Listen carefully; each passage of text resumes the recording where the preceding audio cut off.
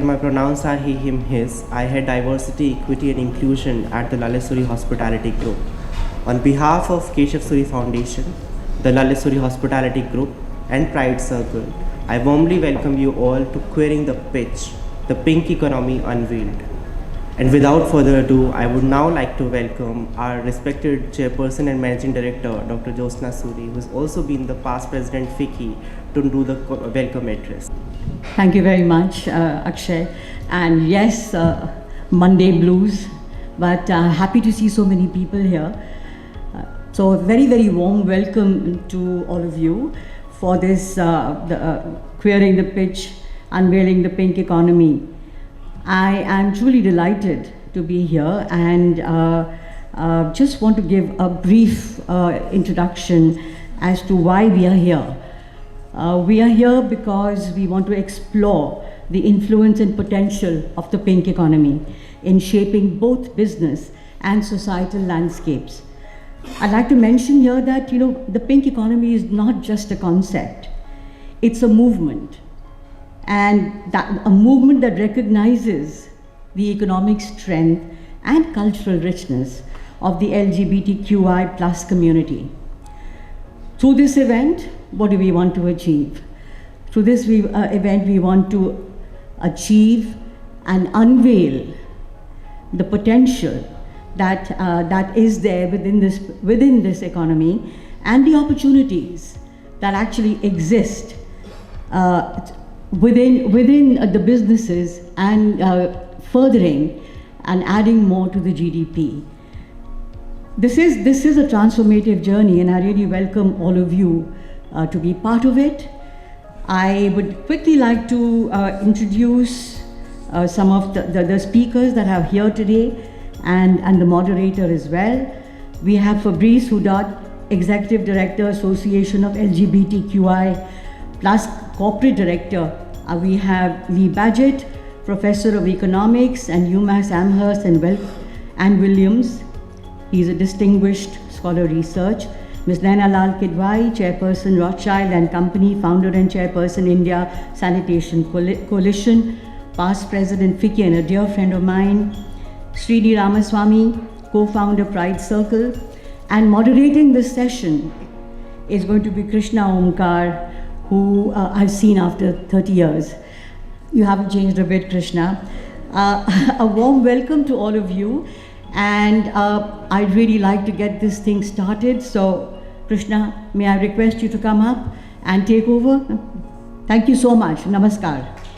Thank you again for taking time. And as Ms. Suri said, it's Monday blues, but hopefully we can eradicate those Monday blues with some rainbow lights and color, right? So this is going to be, I think, quite an interactive discussion. And at the end of the discussion, we will put some questions to the panel from the audience. And I'm told that Lee has a copy of her book. So the best question from the audience will win a copy of Lee's book. So well, I think maybe if it's an extra special question, she can sign it for you as well. So take notes and make sure that you get those questions ready. I know that we are tight on time, so we're going to just dive straight into it for a Monday morning. Let's start by setting the stage a little bit. And this is a question to everyone on the panel. Whoever wants to dive in first can dive in. But how would you explain diversity and inclusion to a 10-year-old? Lee, it looks like you have an answer. Thank you. So Fabrice is the one with 10-year-old children, but yeah, I'm a big believer in the golden rule: do unto others as you want them to do to you. And kids get that. I mean, something kind of simple that is a lesson that I think many of us learn in different ways in different cultures, but that can last a lifetime. And we know that when kids are presented with diversity as just a natural fact, they are very eager to understand that and to believe that. So I think there's just some very simple lessons we can teach them. And Lee's right. I have two 10-year-old boys, and what really struck me when they were growing up is that at the beginning, they do not really see those differences, right? And so one of my son, as an example, had a friend at school called Austin, and he would describe to me Austin, and then when I met Austin, Austin was black. And it never crossed the mind of my son to tell me first that Austin was black. He would say he has curly hair, he's tall. He would never say, the color of his skin was not what struck him as the biggest characteristic of who he was. And then similarly, they did not pay that much attention to gender. And then at some point, my son Ethan started telling my son Maxime, this is for girls. And there was a negative connotation to it. And that was because of socializing, right? Meaning that his natural instinct was to not see any negative connotation attached to gender until he went to school. And basically, he started to see in the books that men had more prominent roles in the books than women. And so I think, the reality about diversity and inclusion is that we're trying to come back to that stage in which we do not have negative connotation attached to differences. So, and Nena, you want to make a point? Well, only to say I endorse all the views, and I love your do unto others as you would do unto, or have done unto yourself. I just add that to that 10-year-old, to also say that you are an agent of change back at home, because so much of what a child brings to school is influenced by a generation that maybe doesn't think the way we would like them to. So to be able to stand up to family and society is not easy, but to let them feel and understand that they are the lightning rod of change. My goodness. So I would probably start with a box of crayons. Invoking a child in all of us, imagine the box of crayons. If it just were to have color red, and if you were to paint, the painting would just be red or one color, black or gray. And that sort of tells you that, we need to value different colors in the box of crayons. And you don't put them away, so that's a diversity for you. If you don't bring them together and paint it using all those colors, it won't be inclusion. The crayons would feel left out. So you need to bring the crayons, put it on the piece of paper, use all the colors, and make a beautiful painting. I think that's how I would explain this to 10-year-old. Here in India, this is also something that is being done to some extent still in a very incipient way, but I think it's important. I want to highlight, there's here, for example, a good friend of mine that heads an organization called Syrian Journeys, which precisely does that, which is attract the members of the LGBT community to come and visit India. And this is, again, this is something that is being done quite a bit in Mexico in different cities. So overall, I think the message is, and I think that it's something that it gives us an instrument for the promotion in general of our rights, of the presence of the LGBT community, is that if nothing else, it just makes good economic sense to provide, to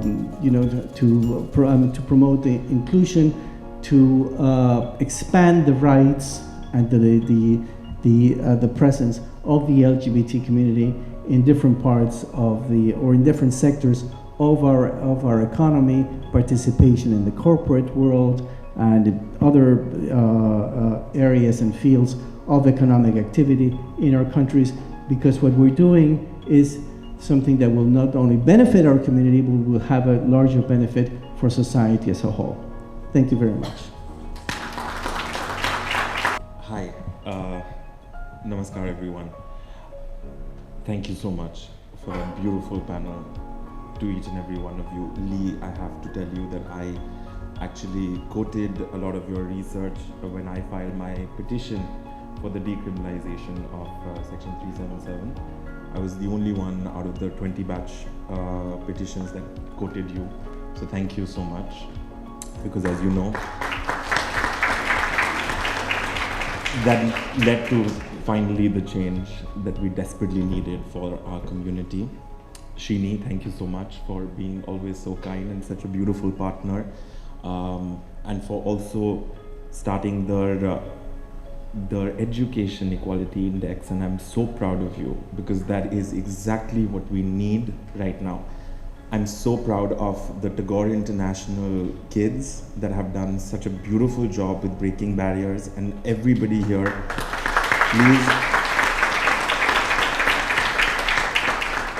I had a chance to work with them a long time ago, and since then I have our team has been supporting, and I'm so happy and proud to say that it is because of them that at our own school, which is Step by Step, we've actually started a very similar exercise. It took us 25 years, but we've got there, right? So thank you to Tagore International. I also see my hospitality school kids around here, and that are part of the audience, and I'm sure are sort of enriched with the fabulous conversations that you've had. Fabrice, thank you so much for just being so French. I don't know if the French get enough compliments for being French. And thank you for that. Thank you, and thank my husband for the 2 French touch that we've got here. The diversity quotient for today, the both of you. And Krishna, I mean, Krishna and I go back to school. So imagine 2 queer kids in school. We were fighting for the same roles in the school plays. Krishna was always way more talented, way more articulate, way smarter. But considering that it was an all-boys Catholic school, I'm so happy that I had somebody like Krishna that I could share my queerness with. We didn't ever speak about it, but we sort of understood. And there were 1 or 2 other kids in the class, but we won't name them. And I think that it is because of that I would sort of became who I am today. And that, and of course the women in my life, which are my sisters and my mom. Thank you so much for just being you, being the mother of Queer India. I don't know why this has turned into a thank you speech and our Oscar award, but I guess, you know, I didn't get the mic today, so I'm gonna just take this opportunity. Yes. And of course, Ms. Nenanal Kidwai, and whilst Fiki, and it's a big thing that Fiki has 3 women presidents, I think they can do better. And I'm, yes, and we've got Fiki in the room also, Umaji right there. And hopefully one day we'll have an openly queer person, a trans person as the president of Fiki. And I think Fiki has really committed itself to making that happen. Thank you all for coming. I hope that this conversation reaches as many corners of our society in India now that the Supreme Court has told us that we need to convince 1 billion people instead of 5 judges. So I guess this is a start, right? And I'm hoping that you take these conversations and go back and say that, you know what, we matter, we contribute to livelihoods, we contribute to the economy, we contribute to making lives better. If the world was queer, we all know that the world would be better. But I think that we'll reach this sort of utopia where we won't have to really sit over there and talk about or try to claim space anymore, because we would be the space. But till that doesn't happen, we need to claim spaces. We need to yell our sexuality. We need to rub it in everyone's face and do it with love and kindness, which is exactly what we do here at the Lalit. So thank you so much for that. And